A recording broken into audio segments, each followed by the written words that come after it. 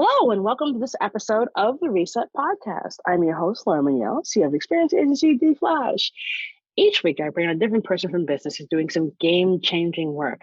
And as we're in this time of the pandemic and it's trapped indoors because of COVID, connecting with business leaders who are, navigating and pivoting and rejiggering because they have to as a result of us all being stuck inside is a really fascinating conversation, which is why I'm so excited to have Rachel Miller, who's the founder of Film to Future and founding partner of Haven Entertainment, to talk about what she's been able to do and adapting this really unusual time. It's going to be a great conversation. Take a listen. Hey, Rachel. Hi. How's it going? It's great. I'm so excited to be here. Thank you for having me. My pleasure. Psyched to have you on. So, a gazillion and one episodes later, the first question never changes. So, Rachel, what was your first job? My very first job, this is a great story, is I was 16 and I worked at a very high-end jewelry store in Los Angeles and basically learned how to sell anything to people who didn't want to buy it. Nothing like selling a very expensive necklace to someone who didn't know they wanted to buy a necklace. But I loved it. I had a great time. And I think that really actually kind of set the stage of being fearless and just going up and talking to people, which is basically my job. Sounds like a good way to get started. I know, it's such a random job, but it was my first real job and I absolutely loved it. Weirdly. Fantastic. So you go from that to now having two companies. What was that journey like? It's a great question. I think, my backstory is I actually didn't have any arts in high school. I didn't go to a very good high school, let's say that. I'll leave out the gory details. And when I found film at 17 or 16, I was like, oh my God, this is a job. I want to do this. And it really changed my life. And I ended up getting into a summer program at NYU Film School, and that helped me get into Tisch. And I had an amazing experience, but I didn't have a lot of money.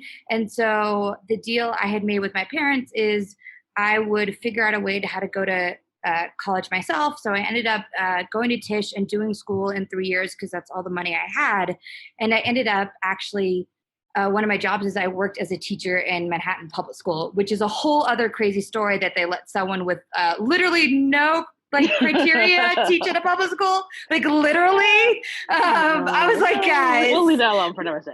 Right? I was like, guys, this education system is not great if that's who's teaching.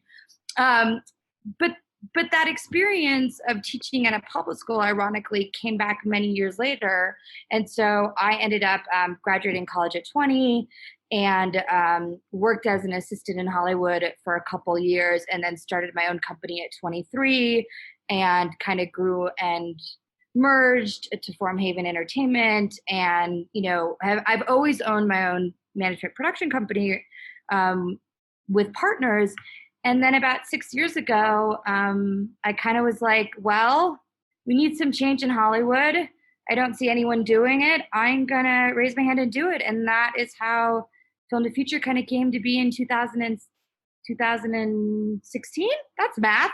I can do math. See, this was the problem with me teaching math. I'm like, it wasn't really my skill set. I got you. So that's, ironically, it's a long way to answer your question, but I think my personality has always been, brave the path, whether it's been a production management company or a nonprofit. And that's just, I think, my personality. So that's how it all happened. And so now, you've got Film the Future. Tell us, what in the world is it? That's a great question. So the idea behind Film to Future is that we are training diverse, mostly low-income students in Los Angeles, not only professional filmmaking curriculum, but we are doing an entire life skills curriculum over the 4 years at high school. So by the time they're 18, they're ready for either college or the first paid job or internship or paid PA job, which we help get. And the whole idea kind of came from teaching in public school of, if you don't understand that the education system is rigged, from a very early on, I taught fourth and fifth grade, right? So very early, and obviously education research shows the gap widens even earlier. This idea in Hollywood that magically you're somehow going to have the grades, SAT portfolio, family connections, mini movie to somehow get yourself in the door to Hollywood or to USC or NYU, which is $72,000 a year, I think. It's a nonsense lie.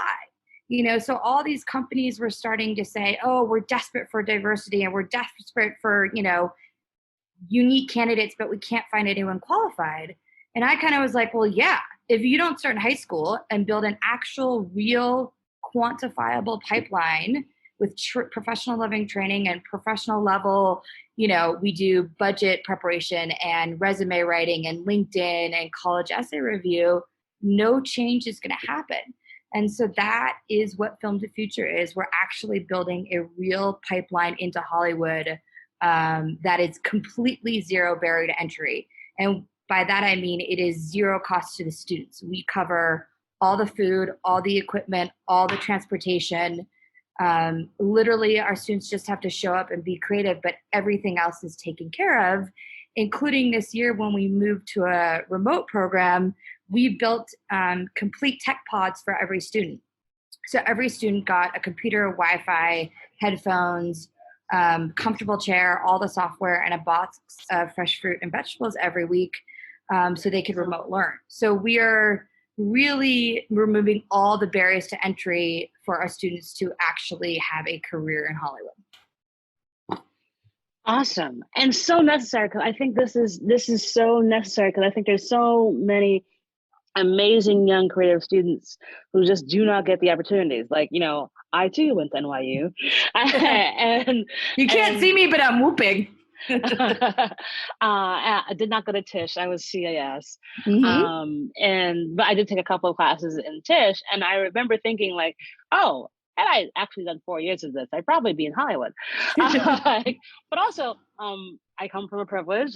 I was pretty much there on full scholarship because I was a really smart child.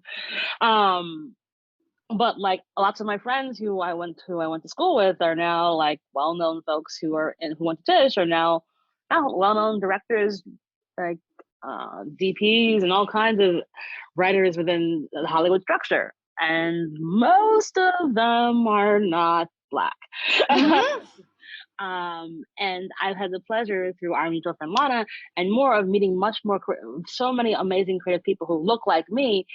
And I want to help find more of them. And I realize that, obviously education and the gap with education is something that means a tremendous amount to me, because I think it's just so necessary. And so programs like yours are so important right now, especially because we're now having this, educational gap that's going to happen as a result of COVID. Mm-hmm. I mean, we're seeing it obviously with my students, and it's playing out across the country. We talked a little bit about this before we started, the difference of families with means who can provide Wi-Fi and private MacBooks and tutors and personal instruction, right? Those students are, let's be honest, going to be okay in COVID. They are going to not lose a step. Whereas, most of the students I work with, they're not getting computers and they don't have Wi-Fi, and, their teachers are not showing up to class and they're not getting one-on-one instruction, and they are sharing a computer with siblings and they don't have a quiet space to work. And this gap is going to get exponential very quickly. And that is terrifying, right? And it's just, again, this idea, I think for me personally, because I'm so obsessed with the education gap and what's happening in this country, a lot of people are talking about the lack of diversity on the output side, but I'm obsessed with, working on the input problem. Let's give real training to students who are not going to fancy LA high schools, right?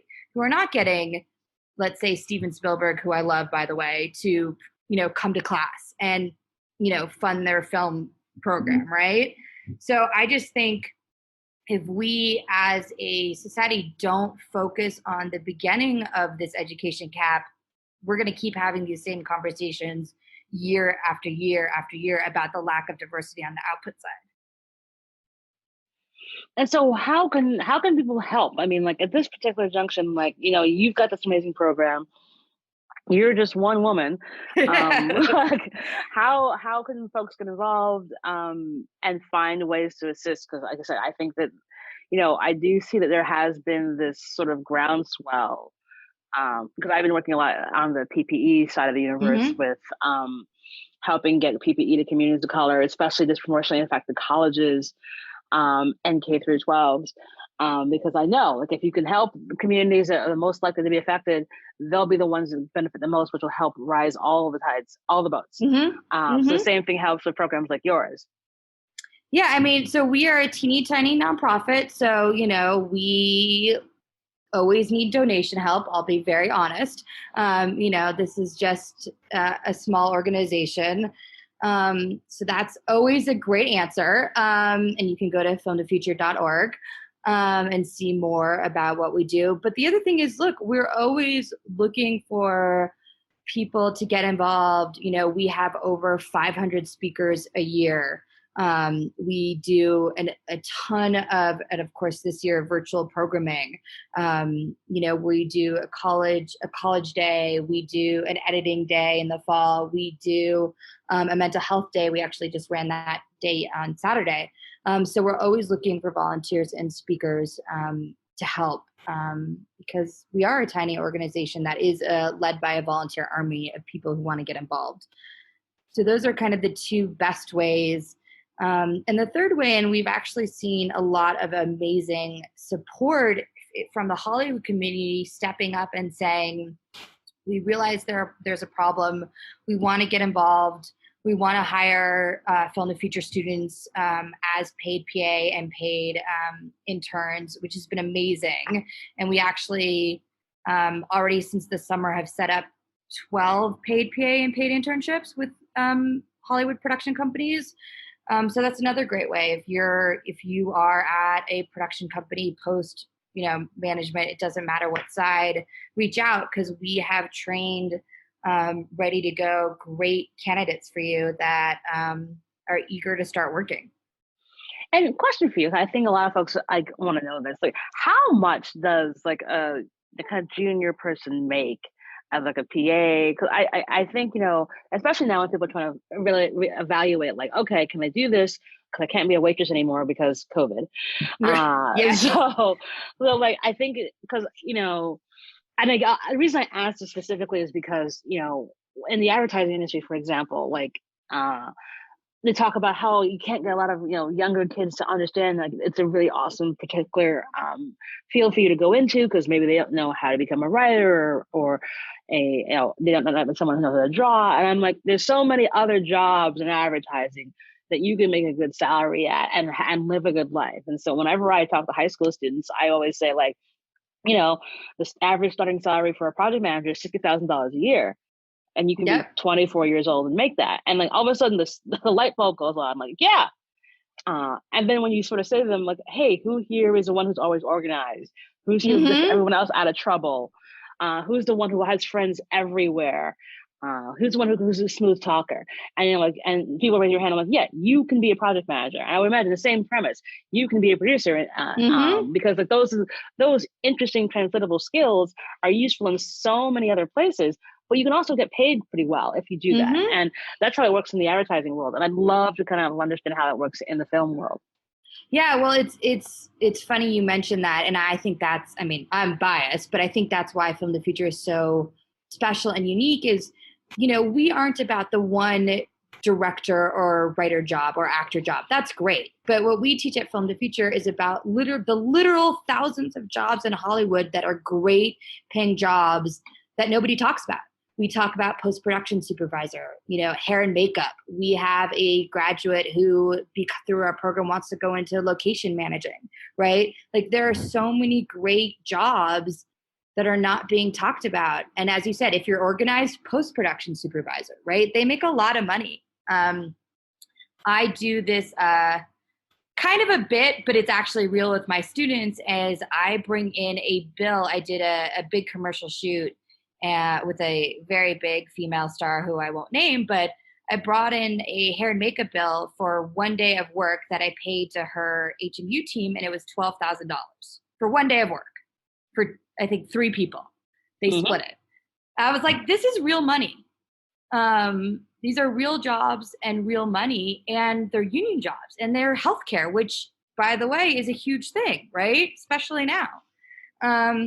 So to get back to your point, I think, generally, I think most jobs start kind of $100, $150 a day for a PA, and then it can go up and escalate really fast, right? You could be making, $60, $70, $80,000 your first year pretty fast, right? We have a student who, I think, again, math, Laura, is not my strong suit. I, unlike you, was not a great student and did not get all the scholarship. So math. But, we have a student who went from PA to first AC because of Film the Future in like 2 years. And a first AC can make $75,000, $80,000 in a year easily. And be in a union and have insurance and all those perks, right?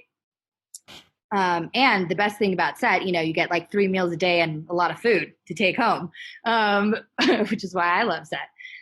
So these are great jobs that you can make really good money on.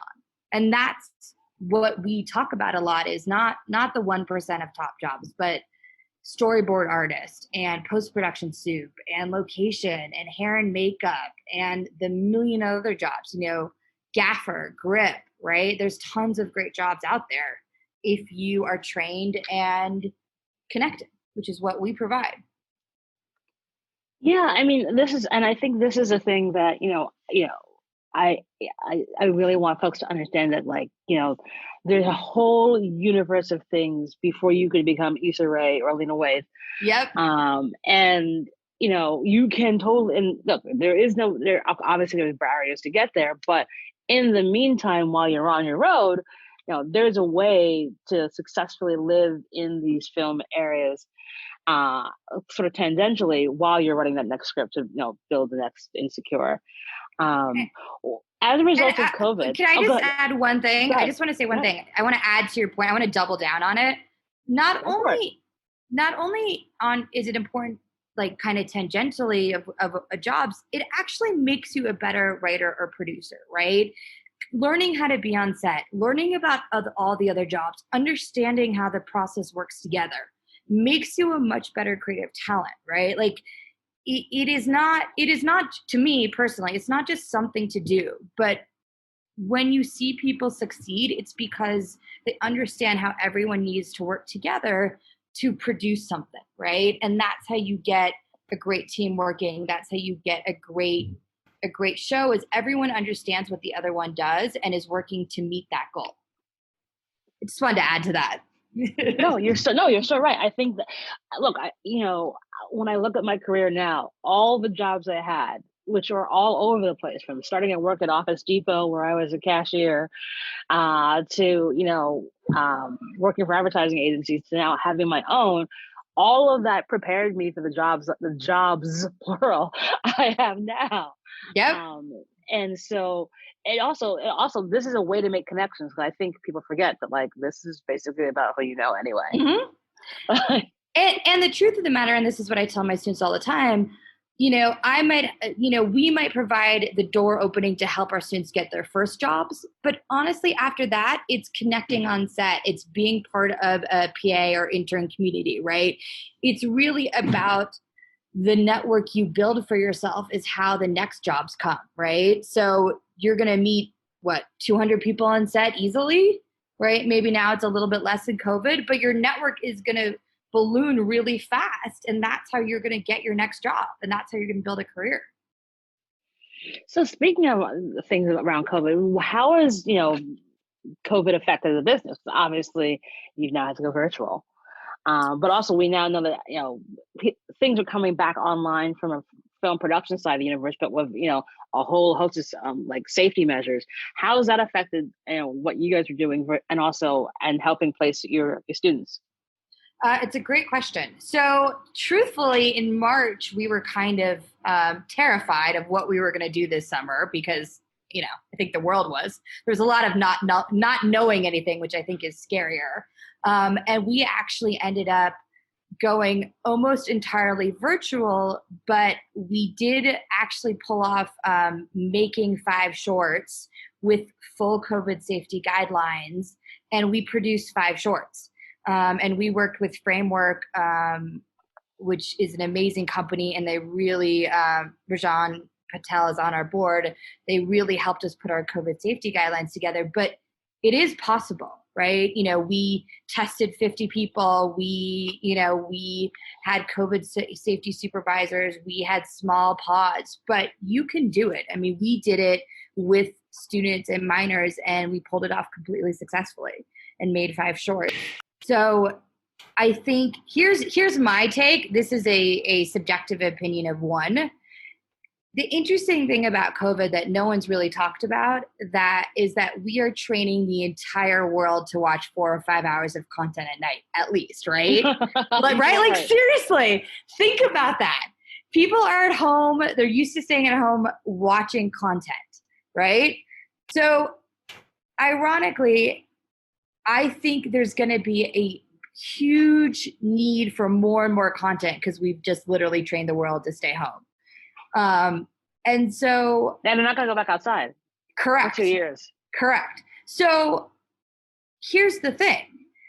Obviously, people are getting it together now, right? We're watching it. We personally, Film to Future, personally made 5 shorts this summer, and we pulled it off with total COVID safety protocols. And we were very careful, and it worked. And I think if people are smart, and obviously things are going back up, and if you're safe, I think it will happen. And I think people really need art and content right now, right? They need to feel connected to humanity, right? So obviously I think this year was a little strange where everyone was trying to put procedures together. But now that we've been in it since March, and to your point, I think we're going to be in it for at least 18 months, people are going to figure it out, and they are figuring it out because content is important.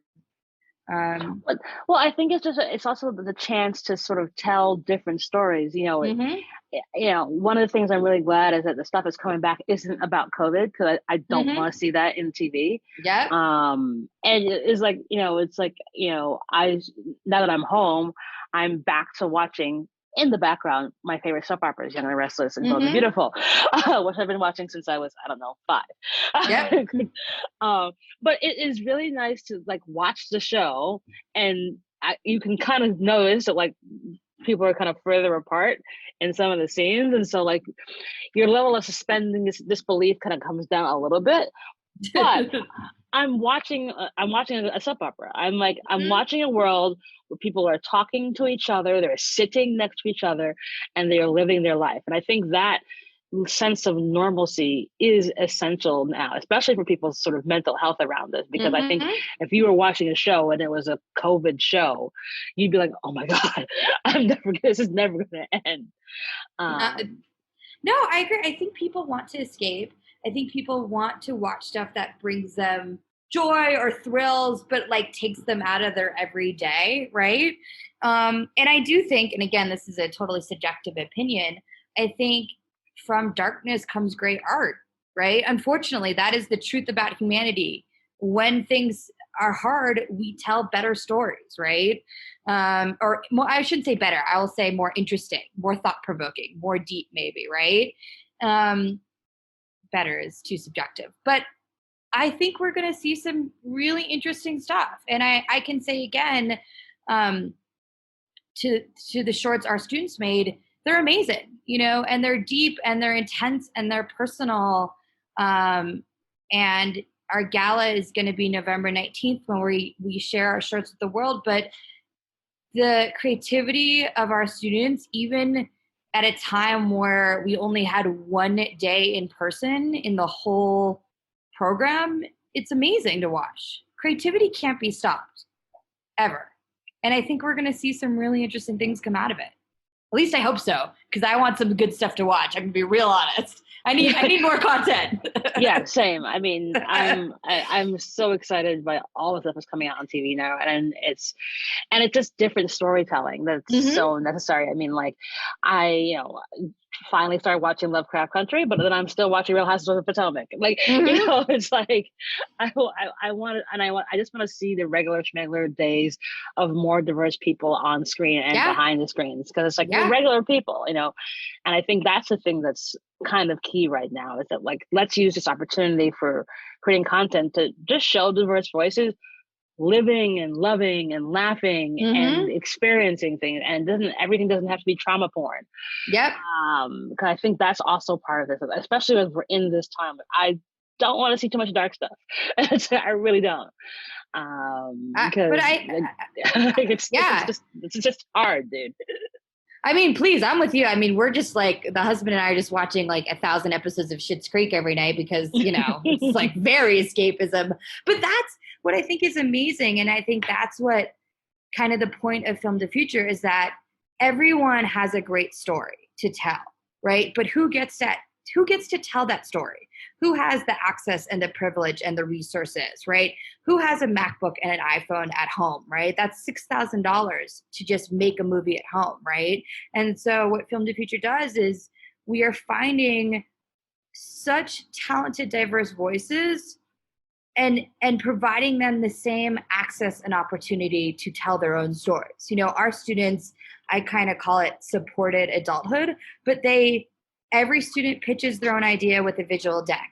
Every student is a director, producer, editor, what am I missing? Sound person on set. They are telling their own stories. We're providing support and training, but they are doing the work, right? And I think it is such an exciting time, and that's why programs like Film to Future need to survive and exist, because our students are going to be the ones telling the stories and changing the world.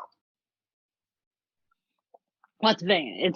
I think that's, this is a time for the best storytelling ever, because Mm-hmm. you have the tools and you have the ability.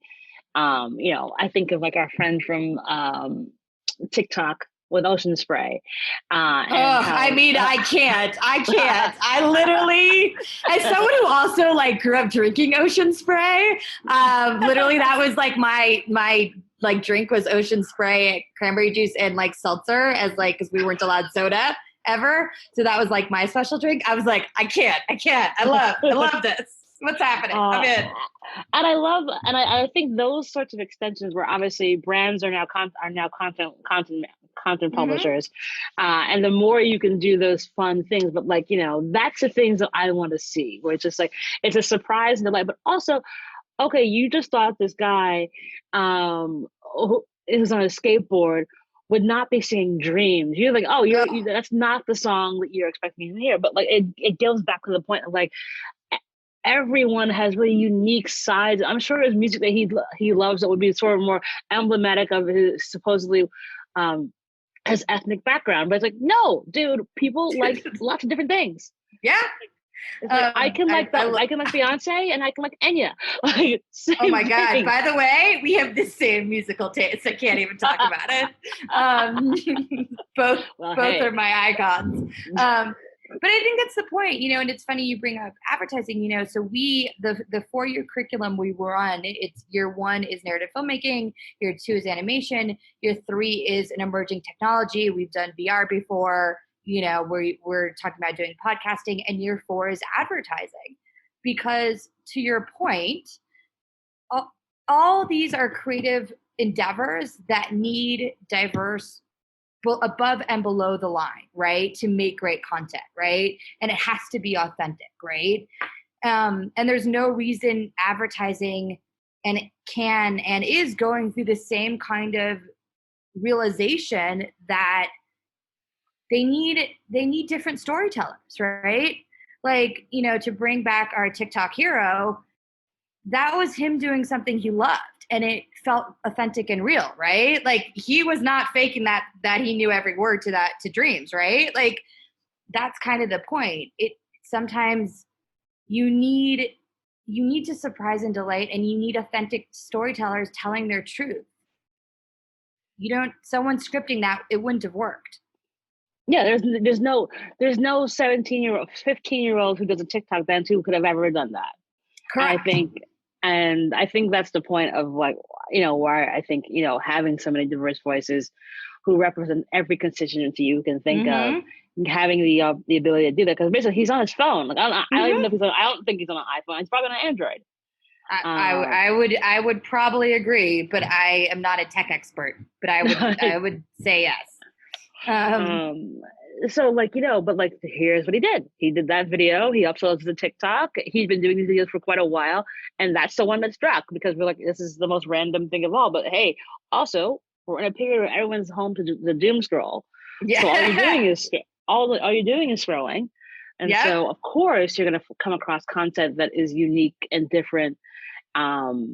And you can like, wait, what is this? Okay. I mean, the same thing with Tabitha Brown. I wish more people talk about the fact that the success of TikTok is actually more emblematic of two people who are over 40, who've done campaigns and the little stuff the kids are doing. And, Tabitha Brown is making a nation full of vegans.